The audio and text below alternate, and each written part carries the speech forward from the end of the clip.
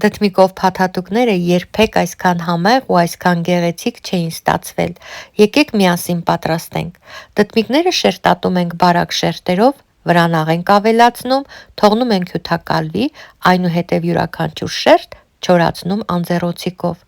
Առանձին ամանում ավելացնում ենք պաքսիմատ, հարում ենք ձու և շերտիկները տապակում քիչ բուսայողով այնպես, ինչպես ցույց եմ տալիս տեսանյութում։ Այսպես տապակվելիս դդմիկի շերտերը և շատ գեղեցիկ են կարմրում և քիչ են բուսայող կլանում։ Ի դեպ կարելի է սմբուկը ևս այսպես տապակել։ Միայն տեսեք ինչքան գեղեցիկ է։